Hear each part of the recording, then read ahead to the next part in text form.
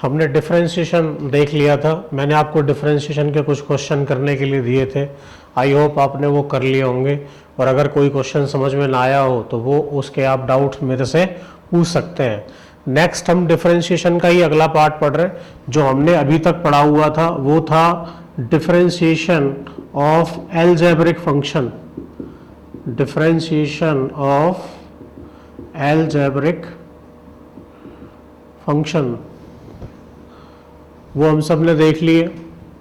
मैंने आपको वहाँ पे 5 या 6 रूल बताए थे। पहला था y is equal to x की पावर n है, तो उसका डिफरेंशिएशन मैंने आपको बताया था n x की पावर n-1।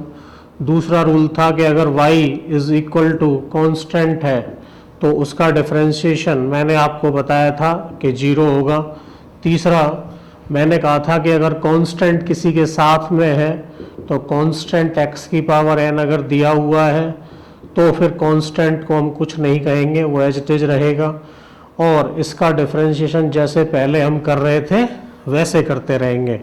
उसके बाद फिर मैंने आपको अगला रूल बताया था कि अगर 2 या 2 से ज़्यादा फंक्शंस हमें दिए हुए हैं तो उनका डिफरेंशिएशन हमें ऐसे करना है, सबका अलग अलग डिफरेंशिएशन होगा। तो dv by dx dw by dx, ये हो गया रूल नंबर 1, ये रूल नंबर 2, ये रूल नंबर 3, ये रूल नंबर 4। 5 मैंने कहा था कि अगर 2 फंक्शन एक दूसरे के साथ मल्टीप्लाई में है तो उनका डिफरेंशिएशन इस तरीके से होगा, पहले का डिफरेंशिएशन, दूसरा एज इट इज, फिर पहला एज इट इज और दूसरे का डिफरेंशिएशन। जो 6th रूल था वो कुछ ऐसा था कि अगर 2 फंक्शन एक दूसरे के डिवीजन में है तो dy अपॉन dx होगा v का स्क्वायर, और इधर पहले u का differentiation v as it is और u एज इट इज और फिर v का डिफरेंशिएशन। ठीक है, तो आई होप ये आपको सारे रूल समझ में आ गए थे। मैंने इनके एग्जांपल्स भी आपको सॉल्व करके बता दिए हैं और ये आपको समझ में आ चुके हैं। ये अभी हमने पढ़ा है सिर्फ और सिर्फ एलजेब्रिक फंक्शन का डिफरेंशिएशन। नेक्स्ट हम देख रहे हैं यहाँ पे डिफरेंशिएशन ऑफ ट्रिग्नोमेट्रिक फंक्शन। ठीक है, तो ये तो आपने पहले ही नोट कर लिए हैं, समझ गए।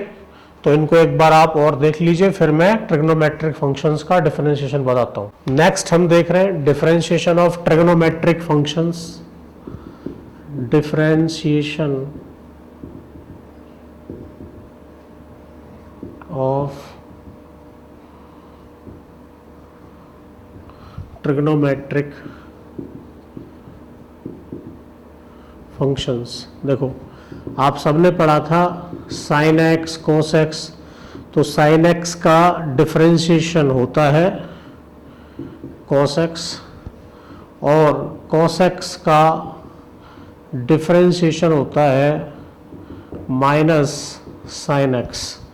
इसी तरह टेन एक्स का डिफरेंशिएशन होता है सेक स्क्वायर एक्स।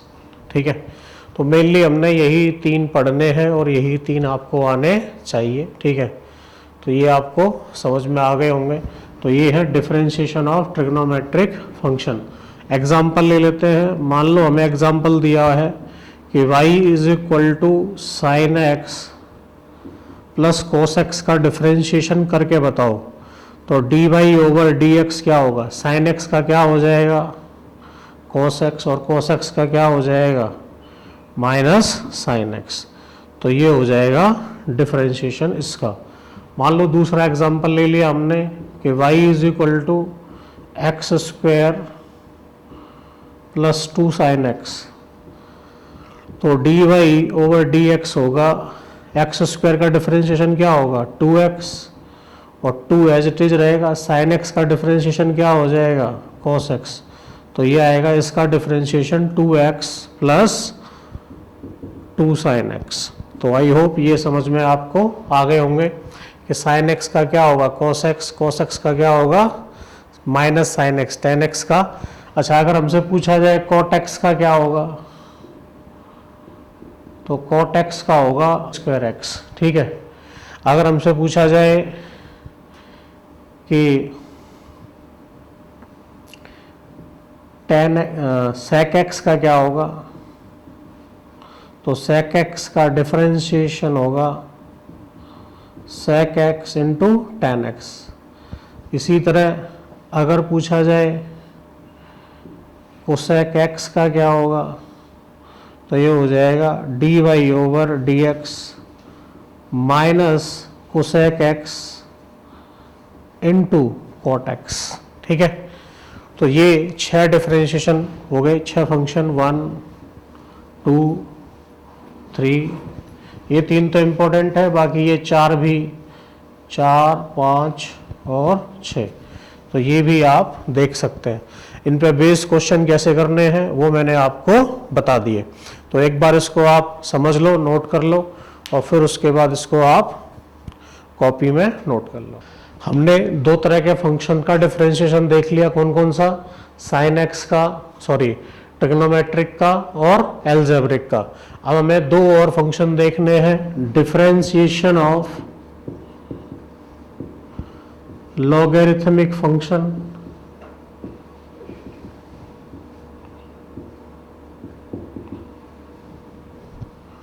और दूसरा हमें देखना है डिफरेंशिएशन ऑफ एक्सपोनेंशियल फंक्शन। देखिए लॉग फंक्शन कैसे होते हैं, इस तरह के होंगे, y is equal to log x या फिर y is equal to ln x। जब हम लॉगरिथमिक फंक्शन मैथ्स में पढ़ते हैं तो एक का बेस होता है 10 और एक का बेस होता है e, तो इसमें आपको जानने की अभी ज़रूरत नहीं है, ठीक है। सिर्फ आपने ये ध्यान रखना है कि इसका डिफरेंशिएशन क्या होगा। तो इसका डिफरेंशिएशन होता है d y over d x 1/x, log x का क्या होगा 1/x, तो ये आपको याद रखना है। इसी तरह एक्सपोनेंशियल फंक्शन, तो y इज इक्वल टू होता है e की पावर x, तो इसका डिफरेंशिएशन रहेगा e की पावर x ही। अगर ये y is equal to e की पावर माइनस x है तो इसका डिफरेंशिएशन हो जाता है माइनस e की पावर माइनस x, ठीक है। तो ये 4 तरह के फंक्शन हमने देख लिए, कौन कौन से। पहला, सबसे पहला हमने नोट किया था कौन सा, डिफरेंशिएशन ऑफ एल्जेब्रिक फंक्शन। दूसरा हमने कौन सा नोट किया, डिफरेंशिएशन ऑफ ट्रिग्नोमेट्रिक फंक्शन। तीसरा हमने नोट किया डिफरेंशिएशन ऑफ लॉगरिथमिक फंक्शन, और ये एक्सपोनेंशियल फंक्शन। अब देखो यहाँ पे एक चीज हमें और देखनी है, वो होता है चेन रूल। क्या होता है, चेन रूल।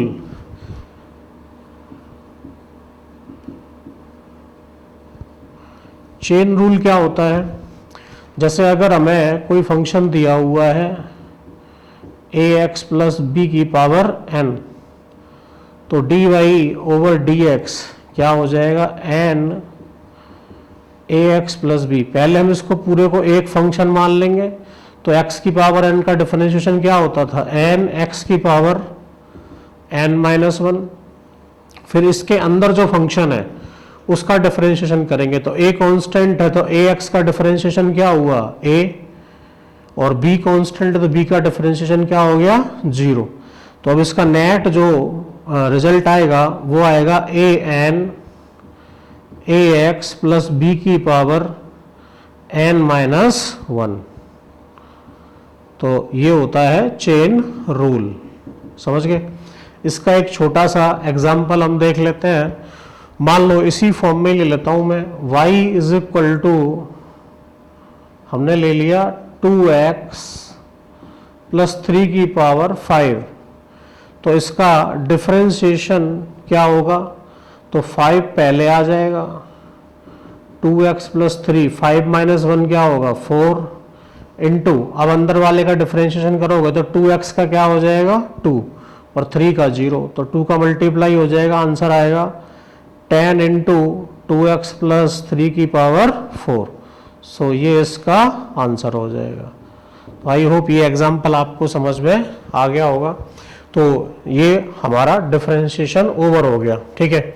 अच्छा, मैंने डिफरेंशिएशन यहाँ क्यों पढ़ाया है, क्योंकि एरर के कुछ क्वेश्चन डिफरेंशिएशन की हेल्प से सॉल्व होंगे, तो वहाँ आपको ये पता होना चाहिए कि 1/x का डिफरेंशिएशन करेंगे तो वो -1/x² क्यों आ रहा है।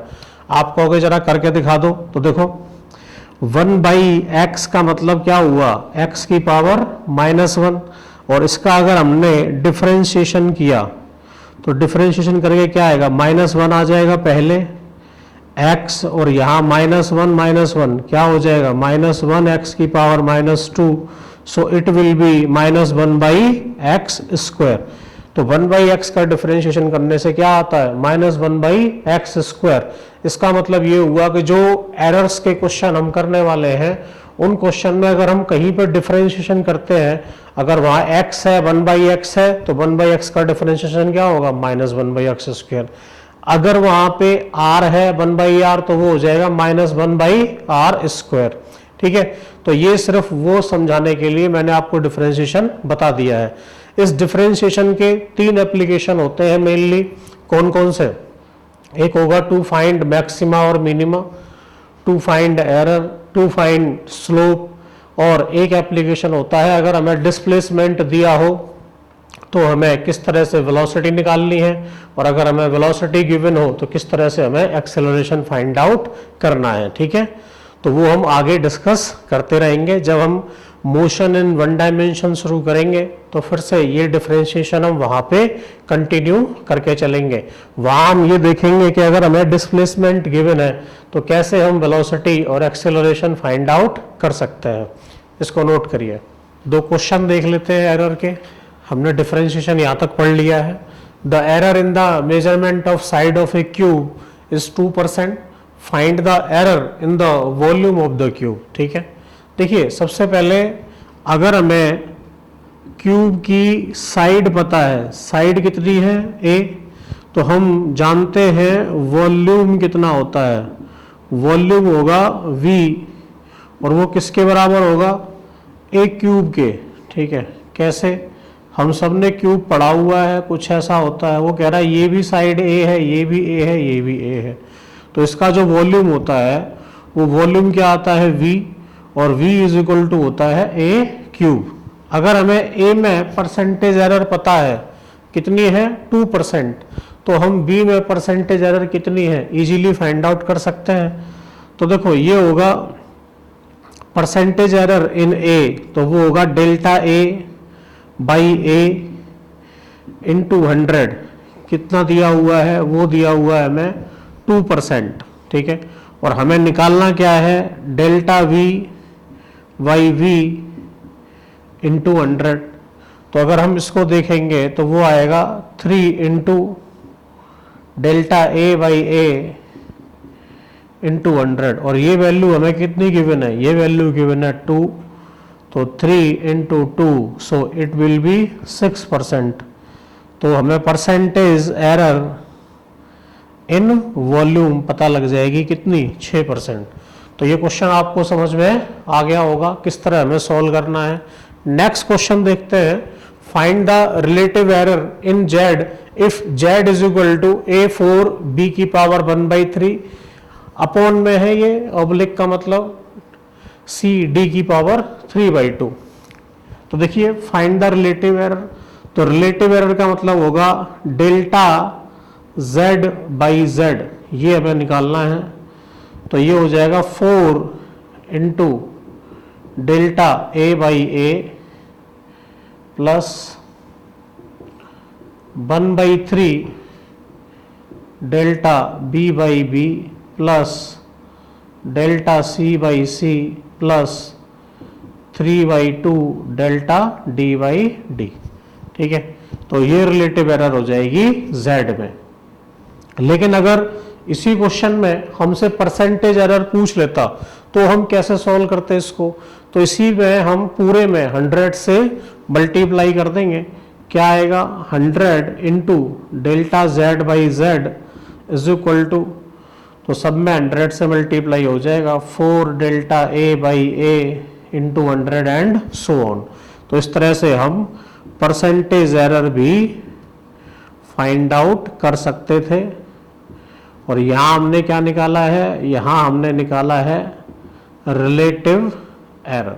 ठीक है, तो अगर आपको समझ में आ गए हो तो ये दोनों क्वेश्चन नोट कर लीजिए, अगर नहीं आए हैं तो वीडियो को वापस रिपीट करके दोबारा देखिए, और अगर कोई डाउट है, कोई क्वेश्चन पूछना है तो आप मेरे से कमेंट में या ग्रुप में मैसेज करके पूछ सकते हैं। एक और क्वेश्चन देख लेते हैं जहाँ पे रेजिस्टेंस आपने 10th में पढ़े हुए हैं, इलेक्ट्रिक रेजिस्टेंस। आपको पता है रेजिस्टेंस को अगर हम सीरीज में जोड़ेंगे तो किस तरह जुड़ता है, और पैरेलल में जोड़ेंगे तो किस तरह से जुड़ता है। R इज इक्वल टू होगा R1 प्लस R2 सीरीज के लिए, और पैरेलल के लिए होता है 1 by R dash is equal to 1 by R1 plus 1 by R2। ठीक है, अब हमें दोनों में एक बार सीरीज में निकालना है नेट रेजिस्टेंस और एक बार पैरेलल में। देखो सबसे पहले सीरीज में देखेंगे तो सीरीज के लिए तो बड़ा आसान है, R is equal to R1 plus R2। अब देखो R1 कितना दिया हुआ है, तो R1 दिया हुआ है हमें 100 और R2 कितना दिया हुआ है हमें 200, तो ये कितना हो गया 300। और क्योंकि दोनों को डायरेक्ट जोड़ रहे हैं तो एरर भी क्या हो जाएगी, मैंने बताया था आपको कि चाहे हम सम करें या हम डिफरेंस लें, दोनों के केस में एरर जुड़ती है, क्या होती है, एडअप होती है। तो अगर हम delta R1 plus delta R2 करें तो वो होगा 3 प्लस 4 दैट इज 7। तो नेट रेजिस्टेंस की वैल्यू हो जाएगी 300 प्लस माइनस 7 ओम। तो ये होगा कहाँ, जब ये सीरीज में होगा। कहाँ पे होगा, सीरीज में। तो आई होप ये बात आपको समझ में आ गई होगी।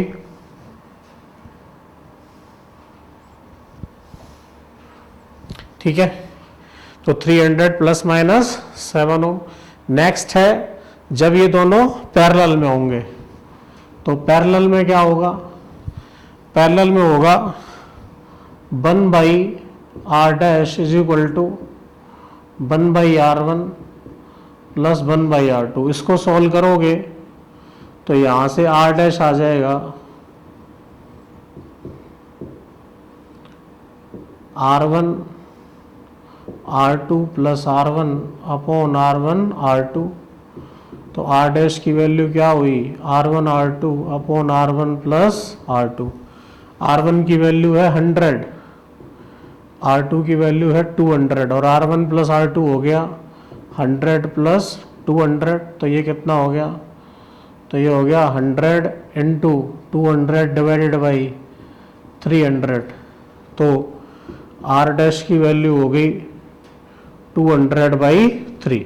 ठीक है, लेकिन जो एरर इसमें आएगी तो एरर के लिए इसको डिफरेंशिएट कर देंगे। क्या करेंगे, तो ये आएगा minus delta R by R dash का square minus delta R1 by R1 का square minus delta R2 by R2 का स्क्वायर। देखो 1 बाई एक्स का डिफरेंशिएशन क्या होगा, minus 1 by x square.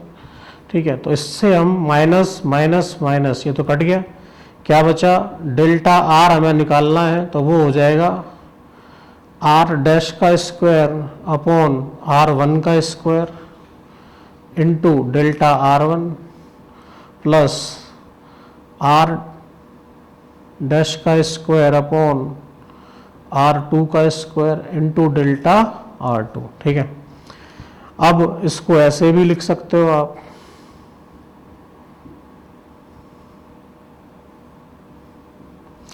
R dash की वैल्यू 200 बाई 3 और R1 की वैल्यू 100। तो ये कितना हो गया 200 बाई 3 डिवाइडेड बाई 100, इसका स्क्वायर, और डेल्टा R1 कितना है 3। इसी तरह 200 बाई 3 डिवाइडेड बाई 200, और इसका स्क्वायर इनटू ये कितना है 4।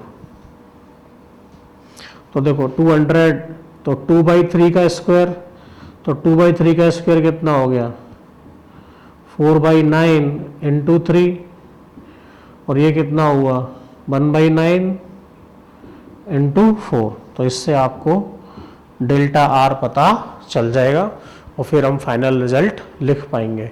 तो आई होप दोनों सीरीज और पैरेलल आपको समझ में आ गए होंगे। ये जो क्वेश्चन है वो एग्जाम्स में पूछा जा चुका है, लाइक IIT JEE नीट और जो है NDA, तो इनमें ये क्वेश्चन इस तरह का सीरीज पैरेलल वाला पूछा गया है। तो इसको आप थोड़ा ध्यान से सॉल्व करेंगे, नोट करिए। कुछ क्वेश्चन देख लेते हैं जो कंपटीशन में पूछे गए हैं। जैसे जो पहला क्वेश्चन हम कर रहे हैं ये AIEEE 2012 में 2012 में आया हुआ है, और जो उस वाला क्वेश्चन है वो इसमें 4 क्वांटिटी दी हुई है। तो इसमें फॉर्मूला होता है परसेंटेज एरर इन A, ये होगा 3 into percentage error in P plus 2 into percentage error in Q plus 1/2 into percentage error in R plus 1 into percentage error in S। ठीक है, P में कितने परसेंट एरर है 0.5, तो ये होगा 3 इंटू 0.5। Q में कितने परसेंट एरर है 1, तो ये हो जाएगा 2%, 2 हो जाएगा डायरेक्ट। ये होगा 1/2 और ये है 1, तो 1/2 इंटू 1 प्लस 3, बस। तो ये हो जाएगा 1.5 प्लस 2 प्लस 0.5 प्लस 3, तो 2 और 2 4, 4 3 कितना हो गया 7। तो परसेंटेज एरर इन A कितना हो जाएगा 7। तो ये आंसर आ जाएगा।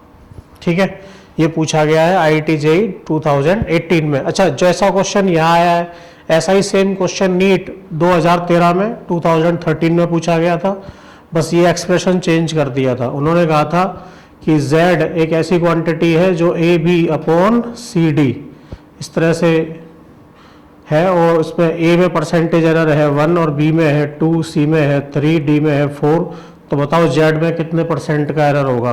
तो समझ गए सबको क्या करना है, ऐड। तो 1 + 2 + 3, तो ये हो जाएगा 1 2 3 3 4 4 4 जा सॉरी 4 3 और 3 6 + 4 10, तो 10% एरर। ये कहाँ पूछा गया था नीट 2013 में।